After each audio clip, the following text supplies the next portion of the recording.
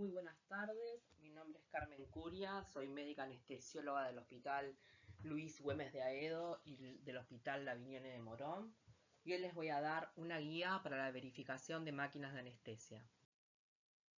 Es importante que todo anestesiólogo y técnico de anestesia lleve un adecuado control de la máquina antes de que sea utilizada en una cirugía, con el fin de controlar la calidad y documentar que se llevó a cabo la misma. O sea, es muy importante que ustedes, cuando lleguen al quirófano y hagan el chequeo de la máquina, cualquier desperfecto, falla, cualquier fuga, por mínima que sea, ustedes deben informársela al anestesiólogo, ya que él es el que toma la decisión de llevar a cabo la anestesia si la máquina tiene una falla. Esto es importante porque hay muchas responsabilidades legales en las cuales están implicados los médicos anestesiólogos. La Asociación Americana de Anestesiología recomienda la verificación preanestésica, la cual consta de 15 puntos a chequear, los cuales deben ser realizados en forma diaria y antes de cada procedimiento. ¿Y por qué antes de cada procedimiento? Porque es importante que no solo se haga al inicio de la actividad quirúrgica, sino antes de cada paciente que ustedes tengan en ese día. Porque pueden ocurrir fugas, pueden ocurrir, por ejemplo, que la cal sodada haya virado y eso hace que el paciente reinhale dióxido de carbono. Por eso es muy importante que siempre se chequee antes de llevar a cabo cualquier tipo de anestesia. De esta manera vamos a evitar cualquier complicación, tanto en el intraoperatorio, y aseguramos una anestesia de alta calidad. El anestesiólogo es el último responsable de la seguridad del equipamiento anestésico y de verificar que está listo para su uso. No se debe usar el equipo si no se está entrenado para eso. Si la máquina de anestesia falla, el responsable médico legal es siempre el anestesiólogo. Igualmente, como les dije en la diapositiva anterior, ustedes como técnicos de anestesia quizás no tienen la responsabilidad médico-legal, pero igualmente tienen una responsabilidad ética. Si ustedes creen que la máquina no está preparada para largar una anestesia segura, esto debe ser siempre informado. Y como vamos a ver más adelante, cuando ustedes llenen el checklist, debe ser firmado también por ustedes. De esta manera queda asentado que la máquina fue debidamente comprobada y que realmente existió una falla. Actualmente la mayoría de las máquinas de anestesia incluyen chequeos automáticos, pero también es responsabilidad del anestesiólogo conocer qué elementos no están incluidos en el mismo para verificarlo de forma manual.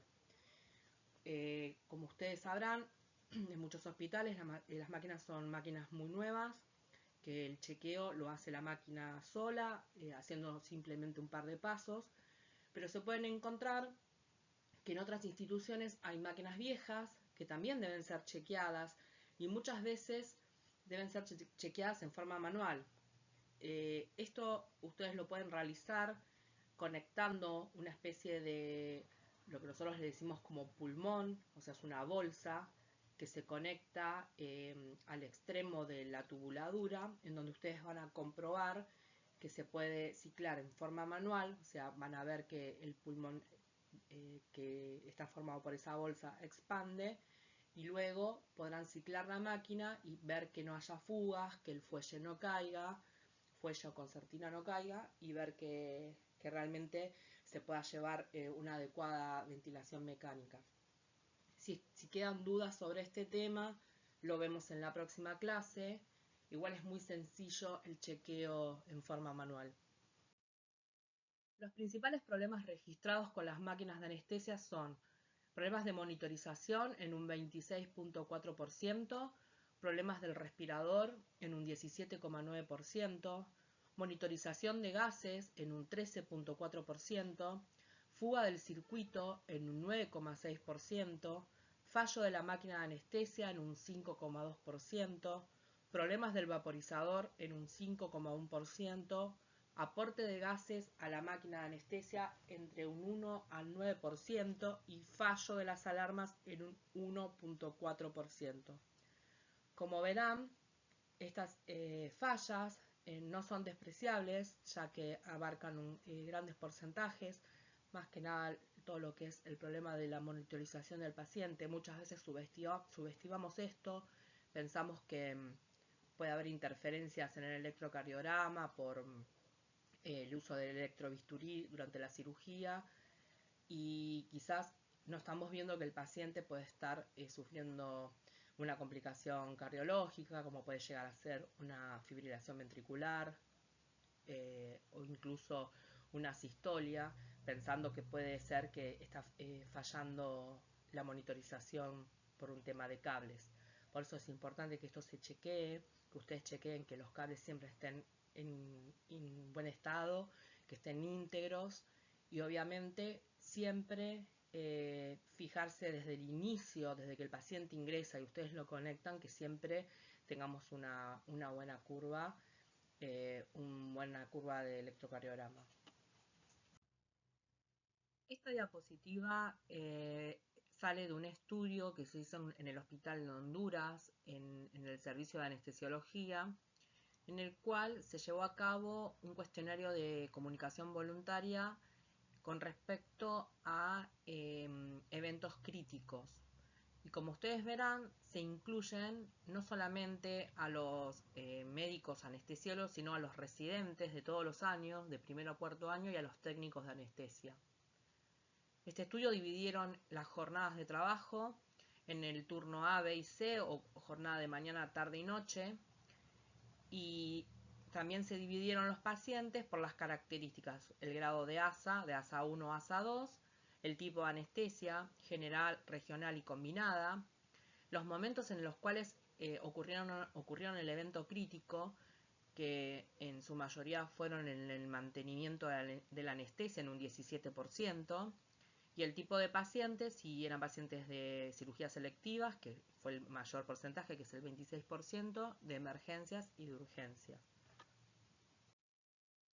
El tipo de incidente que se llevó a cabo lo dividieron también como incidentes de leves a moderados a eventos mayores o severos, y se dividieron también a su vez no solamente en eventos a nivel sistémico, como puede ser una disminución o un aumento de la frecuencia cardíaca o de la presión arterial, sino en los eventos críticos como hipotensión severa, hipertensión severa, bradicardia y arritmias. Y lo que llama acá la atención, no solamente el tema de lo que puede llegar a ser una complicación anestésica por el paciente mismo, sino que hubo confusiones en los frascos de medicamentos, fallos en el oxígeno central y fallos en la aspiración del contenido gástrico. Después hubo cosas inherentes al paciente, como pueden ser un laringoespasmo, un broncoespasmo severo, un paro cardiorrespiratorio, una hipovolemia, que puede ser una complicación ya sea porque el paciente entra con un traumatismo grave o porque hubo mucho sangrado durante la cirugía y no se pudo controlar. Pero lo que llama la atención es que hay muchas cosas que son inherentes a nuestra función. Una confusión en los frascos de medicamentos es algo puramente nuestro, por eso es importante que ustedes lean muy bien las ampollas antes de abrirla, rotulen bien las jeringas. Si hay alguna medicación que ustedes no conozcan, siempre antes de cargarla le avisan al anestesiólogo o le consultan. Es bueno siempre tener ese feedback con el anestesiólogo, de preguntar y que él sepa que lo que ustedes están cargando es ese medicamento. Con respecto al fallo de oxígeno central, también es un problema que es nuestro, porque somos nosotros los responsables de verificar que el oxígeno central funcione y que tengamos también tubos auxiliares de oxígeno en caso de que ocurra esta falla. Y los fallos en la aspiración del contenido gástrico también es nuestra función contar con una aspiración potente, y más en pacientes en los cuales desconocemos el ayuno. Dentro del estudio, a modo de conclusión, se vio que el 15% se debió a falta de experiencia del operador, ya sea del anestesiólogo, de los residentes o de los técnicos de anestesia. Y también se vio que entre las causas extrínsecas del personal de anestesia fue la falta de ayuda o ayuda inadecuada. Esto es muy importante porque cuando ocurre un evento crítico en el quirófano, como puede ser un paro cardíaco, es importante que el personal de quirófano nos asista. Y ustedes tienen que estar muy familiarizados con lo que es el carro de paro y la medicación que hay en el carro de paro. Es importante que también dentro de las funciones de ustedes es chequear que siempre esté enchufado el carro de paro y saber por lo menos cómo desfibrilar un paciente o cardiovertir. O sea, ustedes cuando entran al quirófano, miren el carro de paro, pregunten si no conocen algo, tienen que saber ponerlo en modo sincrónico o en modo de fibrilación. Esto es algo que se lo pueden preguntar a cualquier médico anestesiólogo y lo pueden ver en quirófano, lo tienen que saber.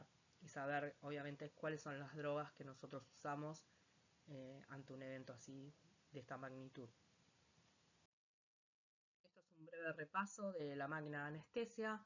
Es algo que ustedes ya conocen, pero a modo de repaso la vamos a ver a la máquina en la parte central, la parte delantera, en donde vamos a ver el interruptor de encendido y apagado, los manómetros de presión, la pantalla de visualización en donde vamos a ver los distintos modos ventilatorios, los vaporizadores, la salida común del gas y el botón de flujo rápido de oxígeno o flush de oxígeno, el control del multifunción y el botón del flujo rápido. En esta parte vamos a ver que tenemos el brazo soporte para la bolsa reservorio, un interruptor que pasa de modo de ventilación espontánea a controlada, la válvula reguladora limitadora de presión o APL, el sensor de oxígeno, vamos a ver el caníster o el depósito del absorbente o calzodada, las válvulas de control de inspiración y expiración, los puertos de entrada y de salida de inspiración y expiración para el corrugado, el toma corriente para la prueba de fugas, el manómetro de presión de la vía aérea y la carcasa del fuelle. En la parte posterior de la máquina vamos a ver el yugo del tanque, las múltiples tomas eléctricas auxiliares, la toma de suministro eléctrico, el puerto de comunicación y la tapa del compartimiento de la batería. Y en este panel de control, que quizás en muchas máquinas de anestesia viejas no están, pero las nuevas sí lo tienen, tenemos una tecla silenciadora de la alarma que lo que hace es pausar la alarma por 120 segundos y después tenemos una tecla para restablecer la alarma. Tenemos una tecla de inicio y una tecla para poner a la máquina en modo de espera o stand-by.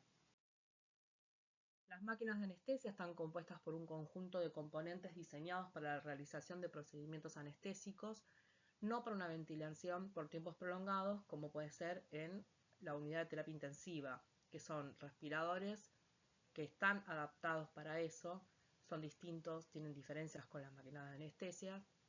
La nuestra consta básicamente de 5 componentes integrados entre sí, como es el módulo de monitorización, la entrada de gases a alta presión con válvulas reductoras, los vaporizadores de agentes anestésicos, los flujímetros de oxígeno, del aire medicinal y del óxido nitroso, y el sistema respiratorio, que es el circuito y el ventilador.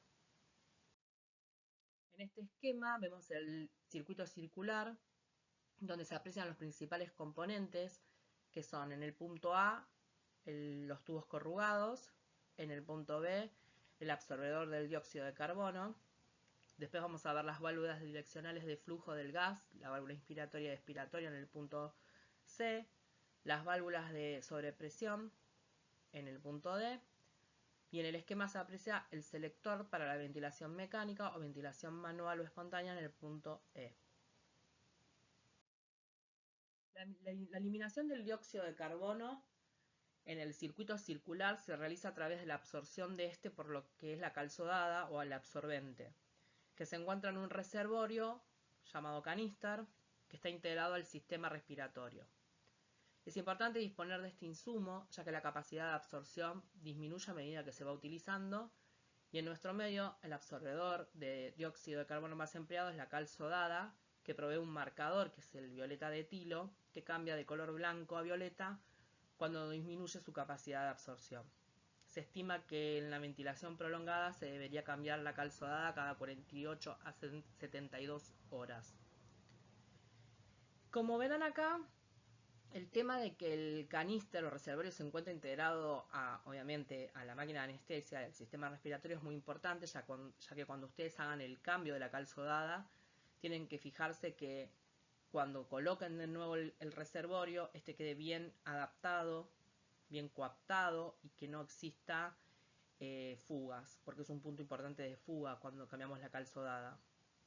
Y el tema también de que la cal sodada vira a un color violeta.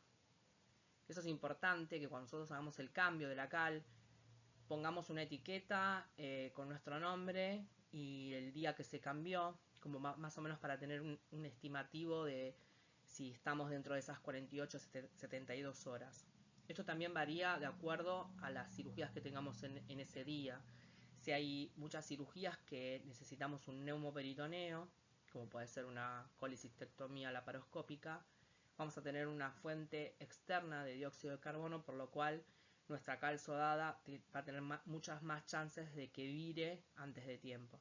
Por eso es importante tomar en cuenta estos recaudos, porque como ustedes saben, cuando se va desecando la cal sodada, luego pasa de violeta a color blanco nuevamente, y nos puede dar una falsa impresión de que fue cambiada recientemente y durante el intraoperatorio ver que el paciente está reinhalando dióxido de carbono.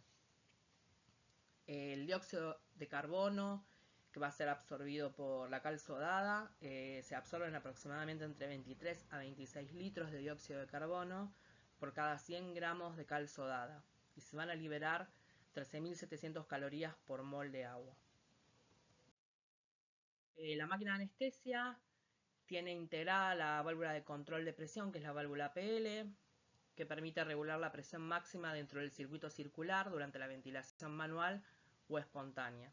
Acá vamos a ver en el punto A, en donde tenemos el interruptor que cambia de ventilación mecánica a ventilación asistida, y el punto B vemos la válvula reguladora o APL, que regula la presión dentro del circuito circular cuando se utiliza la ventilación manual o espontánea. En las máquinas de anestesias modernas se cierra automáticamente cuando se procede a ventilación mecánica. En eso tienen que tener cuidado porque las máquinas viejas no lo hacen. Lo tienen que chequear ustedes. Y los circuitos circulares también tienen válvulas que direccionan el flujo de gases, que son las válvulas unidireccionales. Estas se ubican en la rama inspiratoria y otra en la rama expiratoria. En los circuitos circulares en los que no se usan filtros se puede condensar humedad en estas válvulas, lo que va a distorsionar su funcionamiento y esto puede generar reinhalación de dióxido de carbono al paciente. Es importante que ustedes siempre verifiquen eso, que estén bien cerradas las válvulas, la tapita superior esa que esté bien cerrada y que no tenga condensación o que no contenga agua en su interior. Acá vemos más de cerca las válvulas unidireccionales. Van a ver que tienen unas flechas que direccionan el flujo para mostrar, digamos, la dirección del flujo, la que va hacia el paciente y la que vuelve hacia la máquina. Y dentro de lo que fueron los 15 puntos que la Asociación Americana de Anestesiología dispuso, en el punto número 1 es verificar la disponibilidad y funcionamiento del tubo de oxígeno auxiliar y un dispositivo de ventilación manual. Cuando ustedes van a quirófano, se tienen que fijar que haya un auxiliar, siempre hay un auxiliar, pero a veces puede ser confundido con el tubo de CO2 que hay cuando se hace cirugía laparoscópica, así que tienen que identificar que sea el tubo de oxígeno y lo tienen que abrir para ver que haya un buen flujo, una buena presión de oxígeno. Igualmente el tubo tiene un manómetro en el que ahí ustedes pueden apreciar que tiene una zona roja que está en cero flujo y nuestra aguja tiene que estar siempre en la franja verde, que sería la presión adecuada de oxígeno para poder ventilar a un paciente en caso de falla del oxígeno central. Ver siempre que las conexiones de gases de la pared y a la máquina estén bien ancladas, que no haya fugas audibles y que las presiones de entrada estén dentro de los rangos indicados. O sea, siempre verifiquen bien las conexiones. A veces las conexiones pueden llegar a ser cambiadas. Los traumatólogos por lo general a veces usan manguitos y los conectan a nuestra toma de gas, de aire medicinal. Entonces tienen que fijarse siempre que estén bien las conexiones antes de iniciar una anestesia. Si ustedes escuchan que está fugando por ahí, lo tienen que sacar, desenroscar y volver a coaptar bien las mangueras. Las máquinas también disponen de medidores de presión o indicadores LED de color verde que nos van a indicar si el aporte central de gases es adecuado. Si no tienen esos indicadores LED o las máquinas modernas igual tienen alarmas en donde nos pueden indicar que hay una baja presión de oxígeno. Si no tenemos esa configuración, lo que tienen que hacer es mirar siempre los manómetros y, como dije anteriormente, fijarse que la aguja siempre esté en la zona verde. En el caso de los tubos auxiliares debemos abrirlos para comprobar su estado y cerrándolos posteriormente para que no se vacíen en forma inesperada. Esto es importante porque muchas veces los abrimos para chequear, nos olvidamos el tubo abierto y cuando necesitamos este auxiliar ante una falla del oxígeno central, el tubo está vacío. Este es un auxiliar de ventilación, es un tubo corrugado, adaptado a una bolsa reservorio, es un Jackson Reel. Tiene una manguera la cual se adapta al tubo de oxígeno auxiliar. Siempre tienen que comprobar que esté en el quirófano y que esté íntegro, que la bolsa esté íntegra, que no tenga fugas, que no esté pinchada, lo mismo el corrugado, y que la manguera también adapte a nuestro auxiliar de oxígeno. En el punto número 2, verificar que la succión del paciente sea adecuada para que la vía aérea sea permeable. Es muy importante este punto, ya que, como vieron en el estudio que les presenté anteriormente, una de las principales causas de eventos críticos fue la falla en la aspiración.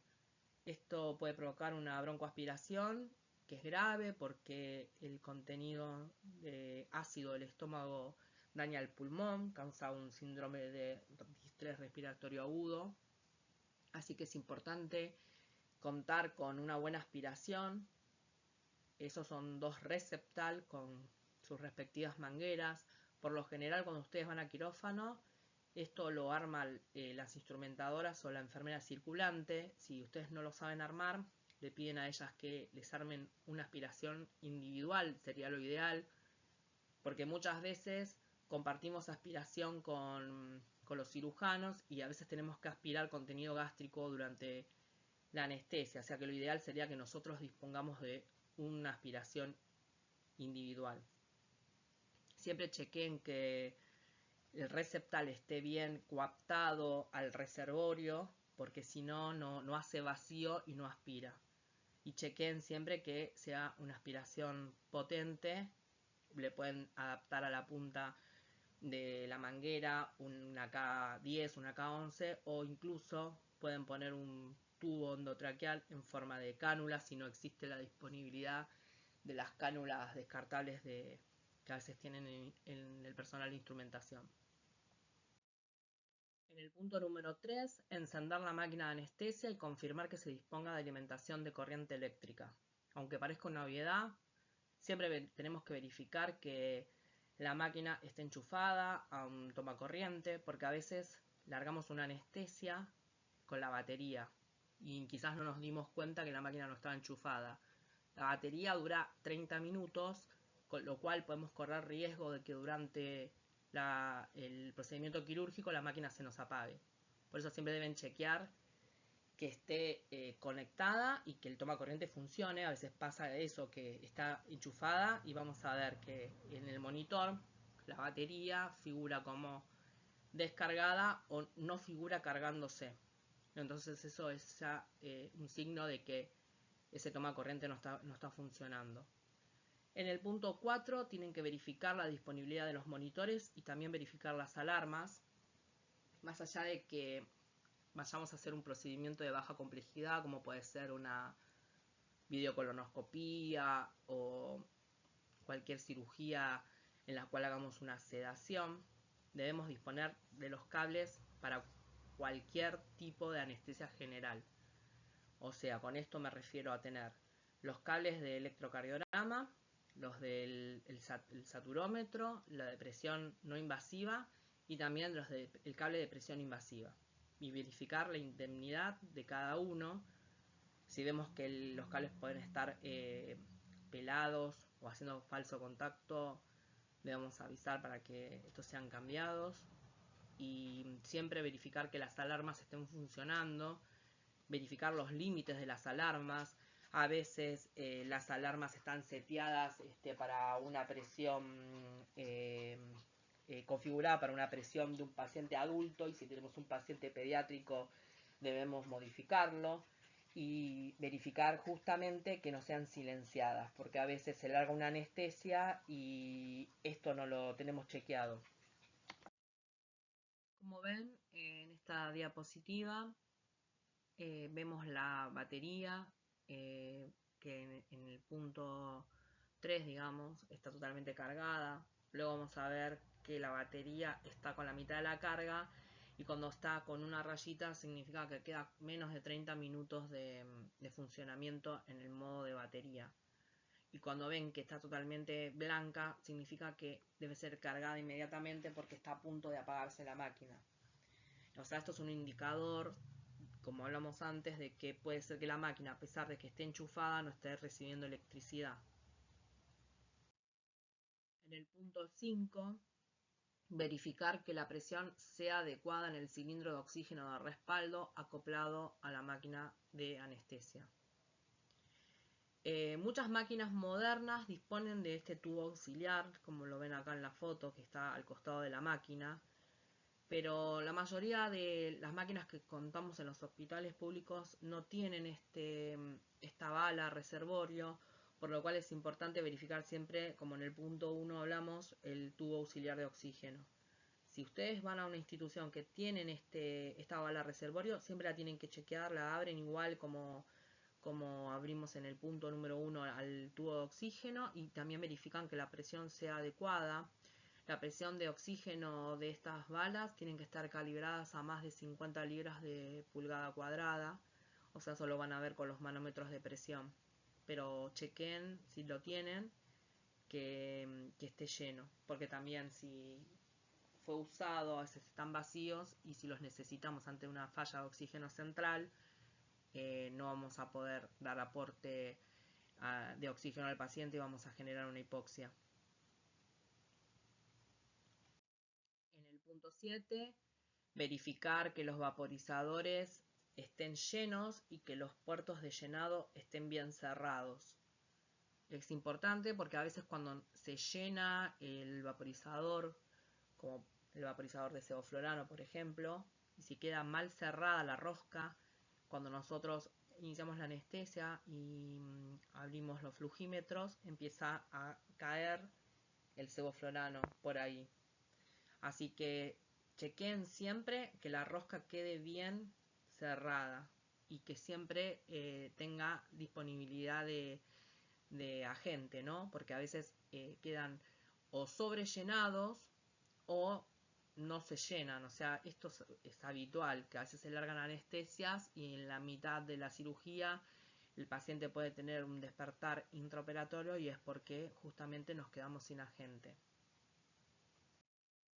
Los problemas de los vaporizadores son los siguientes, que son los cambios en la cantidad del gas anestésico a flujos de gas fresco extremo, los llenados erróneos, el llenado excesivo, las fugas y la administración de dos agentes anestésicos de manera simultánea.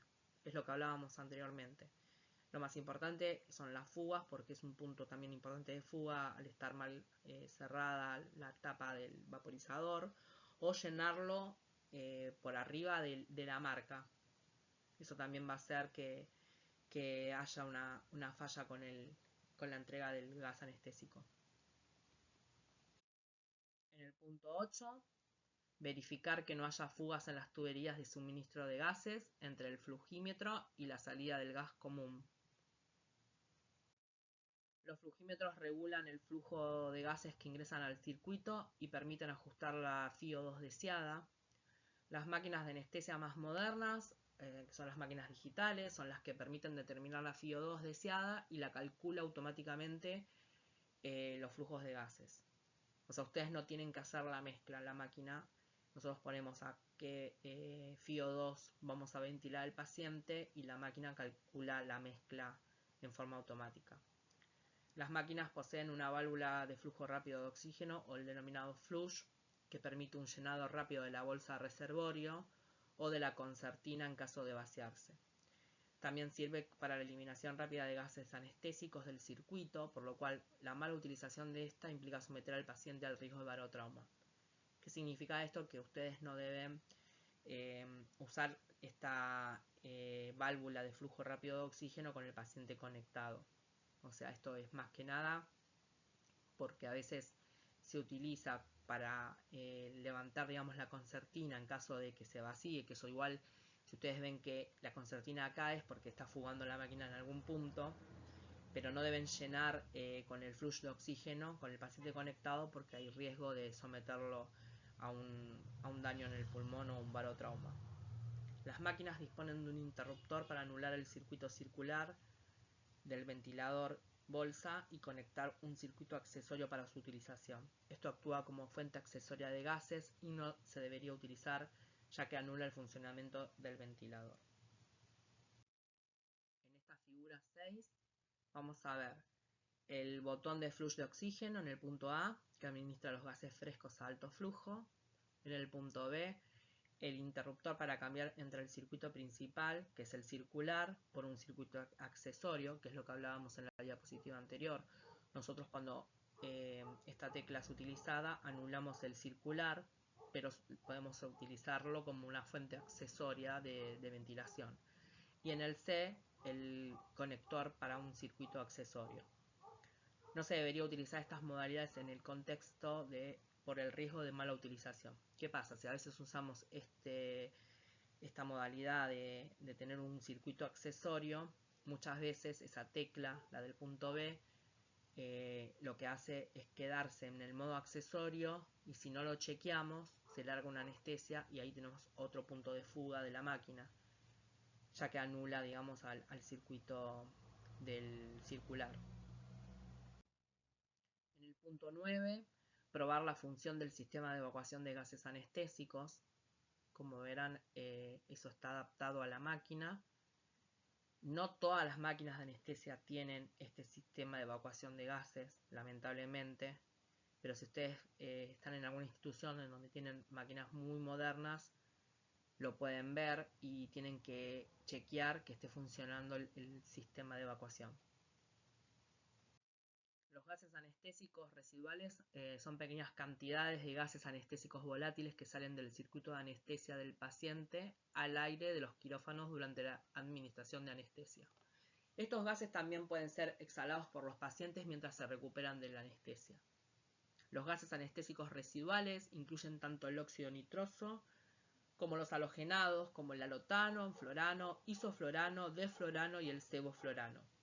Los anestésicos halogenados a menudo se administran junto con el óxido nitroso, el cual, al igual que algunos anestésicos halogenados, pueden significar un riesgo para los trabajadores hospitalarios. Por eso es importante que durante una inducción anestésica, y más en pacientes pediátricos en donde se usan grandes proporciones de sevofluorano, que se pone al 8%, hay fugas de gases al quirófano. Esto va a traer repercusiones en el personal de quirófano porque causa cefaleas, somnolencia, incluso puede haber letargo también en el personal de quirófano si no hay una adecuada depuración de los gases residuales que quedan en el ambiente. Los trabajadores tienden a estar más expuestos a gases anestésicos residuales en los siguientes lugares, que son los quirófanos sin la ventilación automática ni sistemas de depuración, los quirófanos con sistemas en malas condiciones, o sea, que tengan sistemas de depuración pero que estén en malas condiciones, o en las salas de reanimación en las cuales los gases exhalados por los pacientes en recuperación no son venteados ni depurados adecuadamente. O sea, los pacientes que están en las salas de recuperación siguen exhalando gases anestésicos. Si estos no son depurados, quedan en el ambiente. Aun cuando existan sistemas de depuración y venteo, los trabajadores pueden estar expuestos a estos gases en las siguientes condiciones.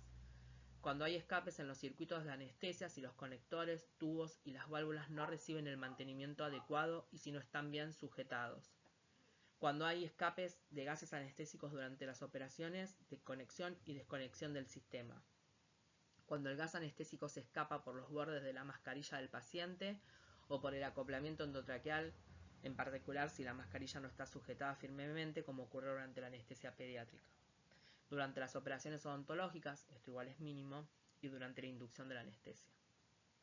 O sea, recapitulando esta filmina, si ustedes no verifican la integridad o la indemnidad del sistema y puede haber, digamos, malas adaptaciones entre lo que es el corrugado, el codo y la máscara facial, la mascarilla facial, ahí son puntos de escape del gas anestésico. Lo mismo si en la inducción anestésica y más en los pacientes pediátricos, que es donde se usa más proporción de sevoflurano, si el anestesiólogo no coapta bien la mascarilla, también es un punto en donde va a eliminar mucho gas anestésico residual al quirófano. Y si ustedes, o mejor dicho, el anestesiólogo hace una inducción con sevoflurano y luego cuando intuba no cierra el sevoflurano, o sea que el sevoflurano sigue circulando por el circuito circular, es un punto también en donde hay fuga de estos gases al quirófano. O sea que hay que tener mucha precaución en ese momento. Ustedes tengan la precaución de que si el anestesiólogo hizo una inducción anestésica con sevoflurano y en el momento de la intubación en donde no lo está utilizando, ustedes cierren siempre el dial para que no ocurran estas fugas.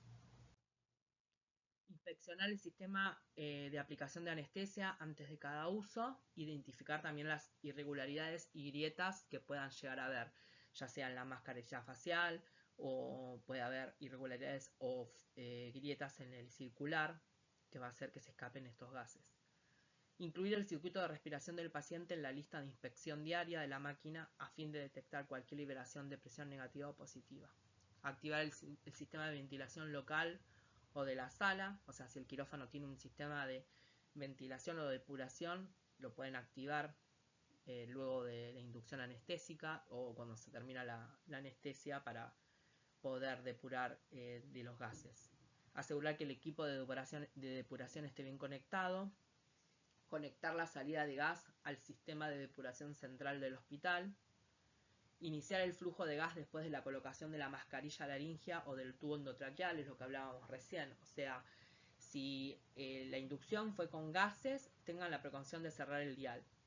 Y siempre iniciar, digamos, el flujo de gas, de sevoflurano, una vez que ya esté el paciente intubado. Si no, son gases que se siguen diseminando o esparciendo en el quirófano. Llenar los vaporizadores debajo de una campana instalada en el techo con un sistema de evacuación activo. Lamentablemente en nuestros hospitales no tenemos una campana instalada debajo de los vaporizadores, pero sí pueden tener la precaución de llenar los vaporizadores antes de la cirugía o después, no durante, porque es lo que les decía anteriormente. Si ustedes cierran mal la tapa del vaporizador, va a quedar fugando por ahí y es gas anestésico que va al aire del quirófano. Y si tienen que llenar los vaporizadores durante el acto anestésico, tienen que tomar la precaución de cerrar los flujos de gases frescos, porque si no va a soplar hacia afuera el vaporizador, va a soplar hacia afuera, digamos, el sevoflurano. Asegurarse de que los tubos endotraqueales sin manguito creen un paso de aire totalmente sellado. Muchas veces en pediatría se usan tubos endotraqueales que no tienen un manguito y puede fugar por ahí gases anestésicos. Si esto pasa, tengan preparado alguna gasita o una tirita de venda como para poder sellar bien el tubo sin manguito. Utilizar un volumen mínimo de gas anestésico posible para permitir un adecuado funcionamiento del sistema de aplicación de anestesia y proteger al paciente. O sea, mientras más gases usemos y mientras más flujo usemos, más gas va a ser liberado al ambiente. Por eso, evitar administrar volúmenes muy grandes de gas anestésico para impedir estos escapes. Los volúmenes grandes generan más gases anestésicos residuales que los volúmenes pequeños. Si se usa la mascarilla, debe asegurarse que esté bien ajustada al paciente y eliminar los gases residuales a través del sistema de depuración tanto como sea posible antes de desconectar al paciente del sistema de respiración. Interrumpir el suministro de gas antes de apagar el sistema de respiración. En el punto 10, calibrar o verificar la calibración del monitor de oxígeno y revisar la alarma de poco oxígeno. Verificar la función del analizador de dióxido de carbono. Muy importante que se verifique la alarma de oxígeno, que a veces puede estar mal seteada o incluso puede estar anulada, o sea que alguien la apagó. Las alarmas de oxígeno nunca deben ser anuladas. Lo mismo, calibrar siempre el sensor de oxígeno porque nos puede dar sobreestimaciones del flujo o de la FiO2 que le estamos dando al paciente. O sea, puedo estar realizando una mezcla hipóxica, o sea, menos del 21% de oxígeno, y si está mal calibrado o la alarma está mal seteada, me puede estar indicando la máquina que estoy ventilando un paciente con una fracción inspirada de oxígeno del 30% cuando no, esto no es así. Por eso siempre calibren el sensor y también fíjense que esté bien coaptado una vez que lo desenroscan, que no se rompa esa celda. A veces con la manipulación se rompe y nos va a indicar en la máquina que lo tenemos que calibrar. O sea, y por más que hagamos la calibración, nos va a seguir indicando este error. Siempre tienen que fijarse que haya repuestos de esa celda. Por lo general, las máquinas vienen con un repuesto porque es común que se rompa. Lo mismo verificar la función del analizador de dióxido de carbono, mirar la integridad de la trampa de agua, ver que la trampa de agua no esté con condensación o con agua. Y si tienen que calibrar el analizador de dióxido de carbono, lo que tienen que hacer es, muchas veces la máquina los va guiando, pero si no, lo que hacen es desenroscar del extremo del codo que va acoplado a la mascarilla facial y lo dejan al aire ambiente. Y con eso realizan la calibración. Si no, lo que pueden hacer es en el extremo soplar brevemente y fijarse que el capnógrafo capte el dióxido de carbono que ustedes están exhalando. Eso es una manera quizás media burda, pero rápida de chequear que esté el analizador de dióxido de carbono en buen funcionamiento.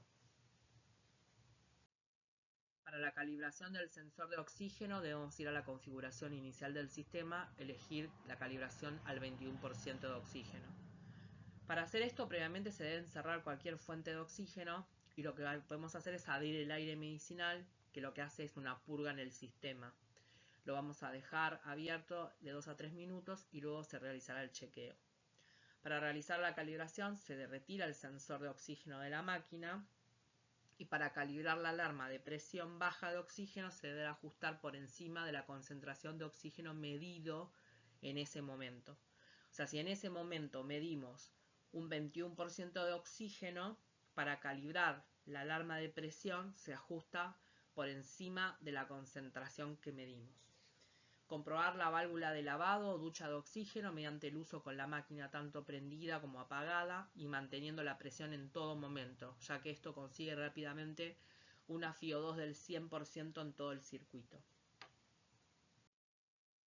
Como ven en esta diapositiva, ahí tenemos en la flecha azul el sensor de oxígeno y para poder calibrarlo lo desadaptan o lo desenroscan y lo dejan al oxígeno ambiental. Esa es para la calibración que a veces pide la máquina al 21%. En esta diapositiva vamos a ver la línea del capnógrafo en entrada al paciente y la otra parte que va al sensor de flujo. Como les dije, ustedes para poder calibrarlo, lo que hacen es lo desadaptan del codo que va acoplado a la máscara facial. El objetivo principal de la máquina de anestesia es la administración segura de oxígeno, evitando mezclas hipóxicas. Cuando hay un fracaso en el aporte de oxígeno, suena la alarma cuando por lo general esta va a caer por debajo del 21%. No puede ser silenciada esta alarma, es grave silenciar esta alarma porque es el único parámetro que tenemos de que estamos haciendo una mezcla hipóxica. Servirá para que si está funcionando mal nuestra máquina, o sea el oxígeno central quizás no tiene la presión suficiente o cesa el aporte de oxígeno, tenemos que recurrir a la bala de reserva, que como vimos en el punto 1, si no está conectada a la máquina, debemos tener un auxiliar de oxígeno en el quirófano. El caudalímetro auxiliar permite el uso de oxígeno a bajos flujos y debe funcionar tanto con la máquina apagada siempre y cuando esté conectada a una fuente de oxígeno. En el punto 11, verificar que el absorbente de dióxido de carbono no se haya terminado. No solamente que no se haya terminado, sino que no haya virado y que esté bien adaptado el caníster a la máquina, ¿no? Una vez que lo hayamos cambiado, la cal sodada, verificar que la tapa quede bien cerrada y que quede bien adaptada cuando lo conectamos a la máquina. Y es de buena práctica siempre poner fecha y nombre de la persona que lo cambió. Siempre tiene que estar lleno hasta tienen marcas por lo general el caníster. Entonces ustedes tienen que llenar hasta esa marca y no sobrepasarlo, ni tampoco poner por debajo de la marca la cal sodada. Una de las principales consecuencias de un sistema semicerrado es que produce reinhalación de gases, ya que el aire expirado por el paciente vuelve al circuito para ser utilizado en una siguiente inspiración. Por esto, dado que el aire expirado tiene una alta concentración de dióxido de carbono, se utiliza un absorbedor de dióxido de carbono que es la cal sodada, que está en serie en el circuito. El recambio de los gases dentro del circuito depende del flujo total de gases frescos y la FiO2 dependerá de la relación entre el oxígeno y el aire administrado. Por eso es muy importante que ustedes hagan un recambio de la cal sodada, porque si no el paciente va a reinhalar dióxido de carbono. Y eso lo vamos a ver en la monitorización, que vamos a ver un aumento de lenta ida de dióxido de carbono, un aumento de la capnografía, y también pueden llegar a ver que se está reinhalando dióxido. Esto quizás no es parte del chequeo de una máquina de anestesia, pero es importante que ustedes sepan cómo se puede utilizar los filtros. La utilización de filtros en el circuito respiratorio es fundamental por dos motivos. El principal es que filtra el aire expirado por el paciente, que es liberado al ambiente y que por lo general puede tener contaminación viral bacteriana. Muy importante, más en estos momentos que estamos viviendo, que todavía estamos en la pandemia del COVID, y en el cual fue esencial disponer de estos filtros para no contaminar no solamente a nosotros o al personal de quirófano, sino para no contaminar la máquina de anestesia.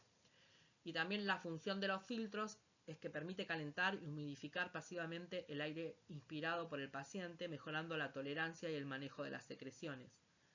Por eso en el mercado existen dos tipos de filtros. Tenemos los antibacterianos antivirales y los HME, que lo que hacen es intercambiar el calor y la humedad.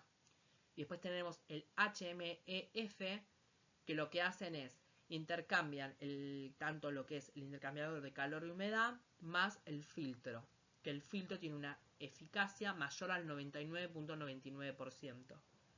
Si tenemos que hacer una ventilación mecánica prolongada, como pasó en en las unidades de terapia intensiva o en una anestesia que pueda llegar a durar varias horas, se sugiere la utilización de los filtros HMEF, que son los filtros verdes, que son los de alta eficiencia.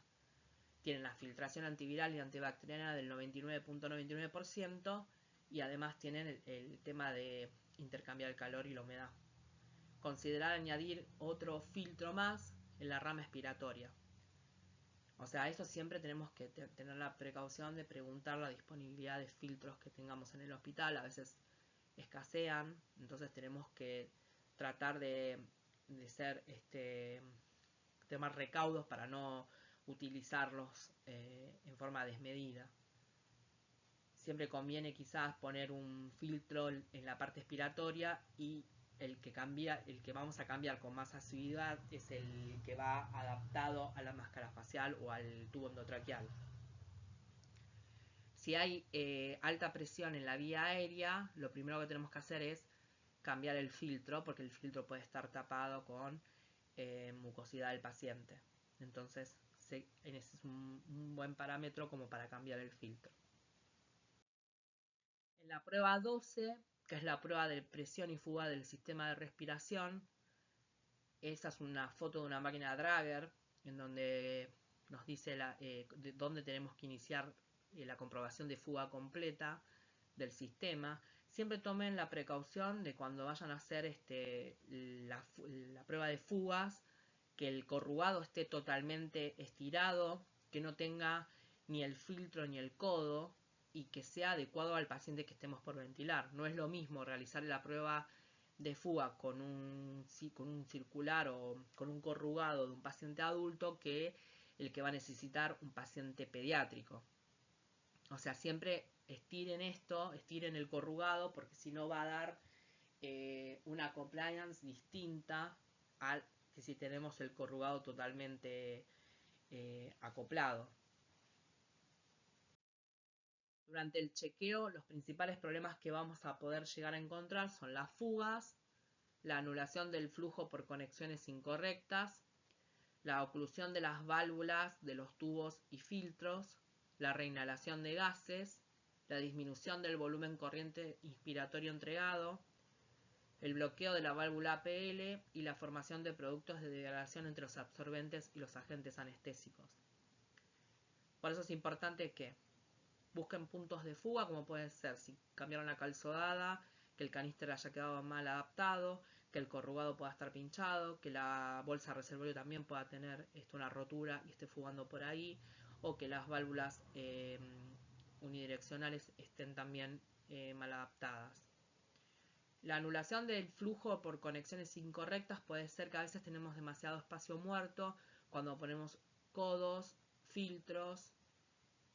A veces he llegado a ver dos filtros juntos y un codo. O sea, ahí vamos a tener que el volumen entregado al paciente va a disminuir considerablemente, ¿no? Porque tenemos más espacio muerto agregado, o sea que el BT que nosotros pongamos en el seteo de la máquina no lo va a entregar al paciente, porque hay más espacio muerto para llegar hasta el paciente. O puede haber oclusión de las válvulas y de los tubos y de los filtros. El tubo se puede ocluir por mucosidad o por acodamiento. Lo mismo el tema de los filtros. O las válvulas a veces pueden también quedar ocluidas. Por eso si ustedes ven que hay variaciones, digamos, en la ventilación mecánica, siempre chequeen las válvulas. A veces quedan como trabadas. La reinhalación de gases puede ocurrir si la calzodada no se cambia, entonces el paciente va a reinhalar dióxido de carbono. Y lo que dije anteriormente, la disminución del volumen corriente inspiratorio entregado puede ocurrir justamente si añadimos más espacio muerto.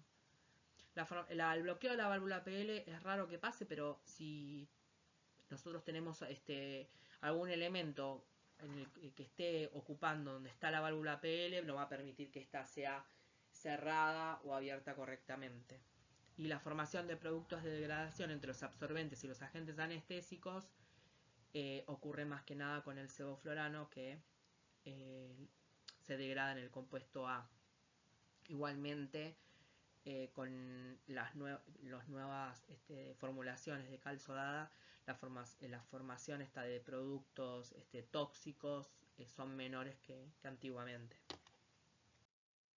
En el punto 13, verificar que el gas fluya de manera adecuada a través del circuito de respiración durante la inspiración y la expiración y revisar la función de las válvulas unidireccionales. Es lo que les dije anteriormente, o sea, fijarse que no queden ocluidas las válvulas, que no queden condensadas y que esas tapitas queden bien cerradas. El punto 14 es documentar al terminar los procedimientos de verificación, o sea, hace el checklist. Es una manera que ustedes tienen para sistematizar su trabajo. Si ustedes lo realizan de forma prolija y ordenada, no van a dejar de chequear todos los puntos que vimos con anterioridad. Lo mismo que si ustedes se saltan algún punto de estos o realizan la comprobación de fuga de la máquina y la máquina tiene una fuga grande, eso queda en el sistema. O sea, en las máquinas modernas indica cuándo fue la última comprobación del sistema y también indica si pasó el chequeo y si el chequeo dio fugas. Por eso tienen que ser muy honestos al realizar esto.